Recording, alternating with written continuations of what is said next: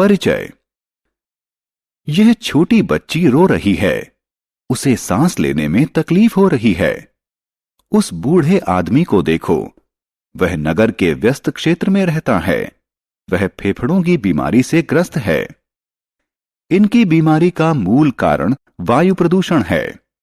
इस पाठ में हम अपने परिवेश में होने वाले हानिकारक बदलावों और अपने जीवन पर उनके प्रभावों के बारे में जानेंगे। उद्देश्य।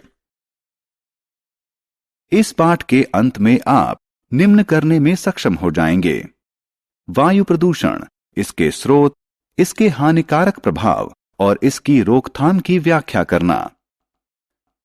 ओजोन परत के अवक्षय की व्याख्या करना। ग्रीन हाउस प्रभाव का वर्णन करना। अम्ल वर्षा के निर्माण की व्याख्या करना। वायु प्रदूषण। हमारे जीवन के लिए वायु अति आवश्यक है, लेकिन दिन प्रतिदिन वायु में उपस्थित अवांछित पदार्थों के कारण यह प्रदूषित होती जा रही है। अब आप जानना चाहेंगे कि ये पदार्थ कहां से आते हैं। ये तब अवमुक्त होते हैं जब वाहनों, कारखानों, बिजली संयंत्रों इत्यादि में ईंधन जलता है और उन्हें गैसीय अपशिष्टों में बदल देता है।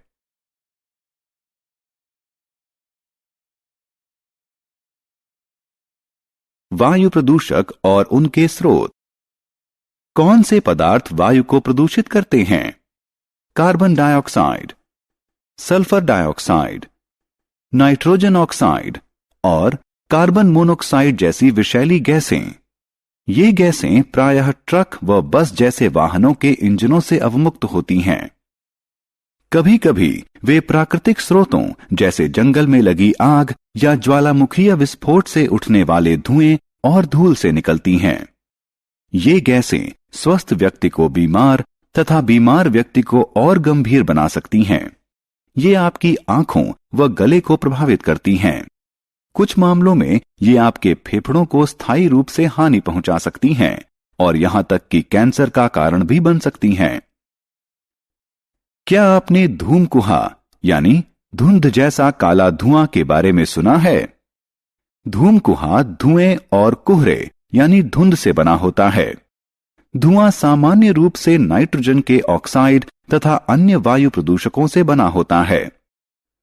धूमकुहा के कारण बच्चों में अस्थमा, खांसी और तेज सांस चलने जैसी श्वसन संबंधी समस्याएं हो जाती हैं। ओजोन परत का अवक्षय। आइए ओजोन परत के बारे में जानें। ओजोन परत ओजोन गैस से बनी वह परत है जो पृथ्वी के वायुमंडल के ऊपर स्थित है। इसकी क्या भूमिका है? यह सूरज की हानिकारक पराबैंगनी किरणों से हमारी रक्षा करती है।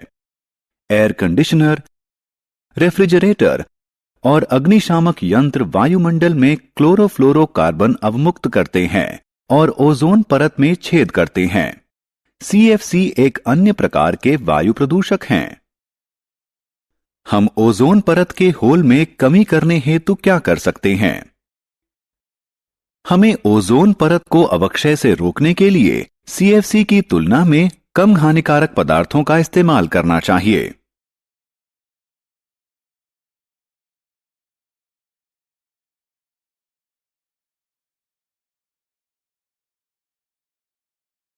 अम्ल वर्षा। ये चित्र न्यूयॉर्क स्थित स्टैच्यू ऑफ लिबर्टी और आगरा स्थित ताजमहल के हैं। ये अम्ल वर्षा से अत्यधिक प्रभावित हैं। क्या आप अम्ल वर्षा के कारणों को जानते हैं? उद्योग व वाहन वायुमंडल में सल्फर डाइऑक्साइड और नाइट्रिक ऑक्साइड जैसी विषैली गैसें अवमुक्त करते हैं।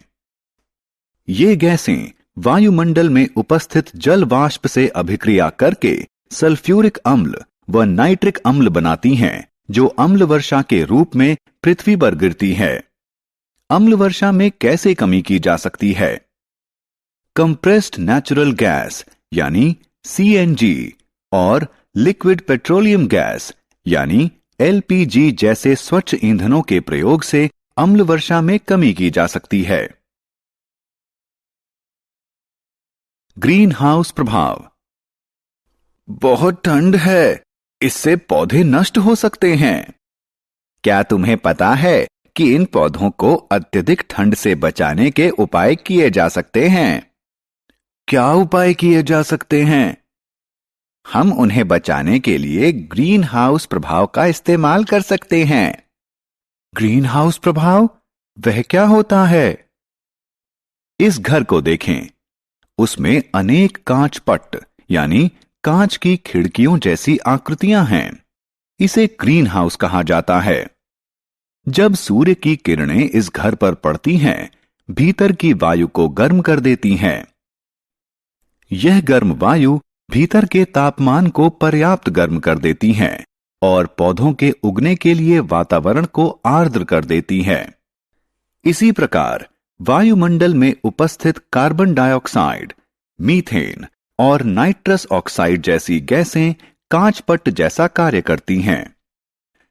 जब धूप का विकिरण हमारे वायुमंडल पर पहुंचता है तो कुछ किरणें परावर्तित होकर अंतरिक्ष में वापस चली जाती हैं और कुछ किरणें ग्रीन हाउस गैसों में प्रगहित कर ली जाती हैं, जिसके कारण पृथ्वी के वायुमंडल के तापमान में वृद्धि होती है। Global warming. ग्लोबल वार्मिंग का तात्पर्य है कि पृथ्वी के तापमान में वृद्धि हो रही है। वैज्ञानिकों का मानना है कि आने वाले वर्षों में पृथ्वी के तापमान में और वृद्धि की संभावना है।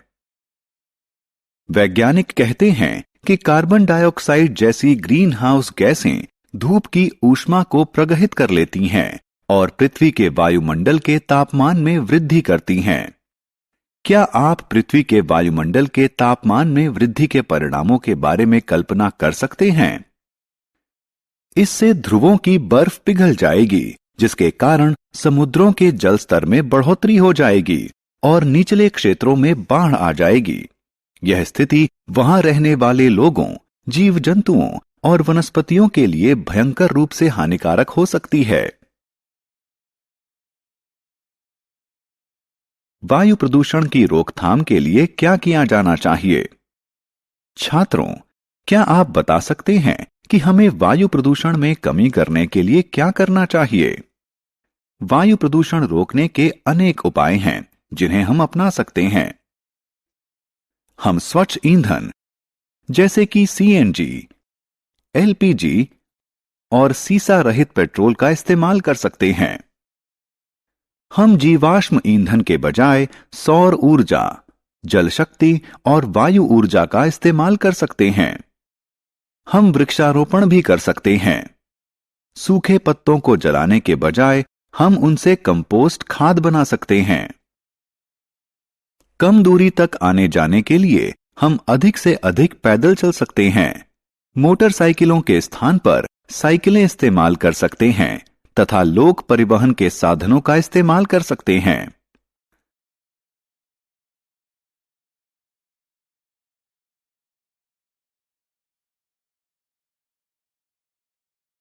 सारांश। आइए हमने जो कुछ सीखा है उसे संक्षेप में दोहराएं। अवांछित पदार्थों द्वारा वायु का दूषित हो जाना ही वायु प्रदूषण कहलाता है। जो पदार्थ वायु को दूषित करते हैं उन्हें वायु प्रदूषक कहा जाता है। Carbon monoxide, nitrogen oxide, carbon dioxide, methane और सल्फर डाइऑक्साइड प्रमुख वायु प्रदूषक हैं। ग्लोबल वार्मिंग का कारण कार्बन डाइऑक्साइड जैसी ग्रीन हाउस गैसों के स्तर में बढ़ोतरी है।